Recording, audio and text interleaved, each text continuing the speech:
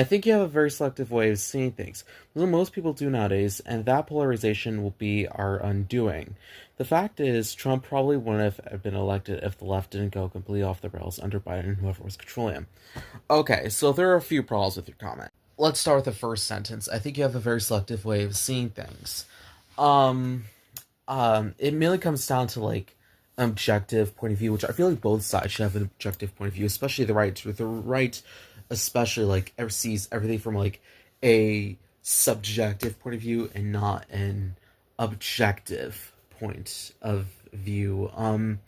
So like the left sometimes will go subjective, but it's not as much.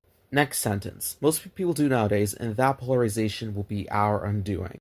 So, you could blame Donald Trump for the polarization, especially when it came to his tweets, like in the early 2010s, and then later, of course, when he got more involved into politics, he ran for president, he won, and thus began the polarization. Basically, around the mid 2010s was the beginning of the American Cold War.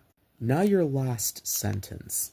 The fact is, Trump probably wouldn't have been elected if the left didn't go completely off the rails under Biden and whoever was controlling him. Oh my goodness. So, already I could tell with the whoever was controlling him is immediately a conspiracy theory. Trump probably would have been elected if the left didn't go completely off the rails under Biden. Well, the thing is, we just wanted someone other than Trump, mainly because of how he was handling stuff of politically, and also like other stuff like COVID, like his handling of COVID was like completely terrible. And then there was also the January 6th insurrection, and then just the usual stuff. So we just wanted Trump out of office. We didn't care who the candidate was. Like if Donald Trump ran for president as a Democrat, then we on the left would immediately call out all of his actions from both the left and the right, and he would have been booted out immediately. We wouldn't even think of adding him as a candidate. And part of that is because, well, he's a pedophilic, racist, sexual abuser, which is probably one of the reasons why he hated Obama.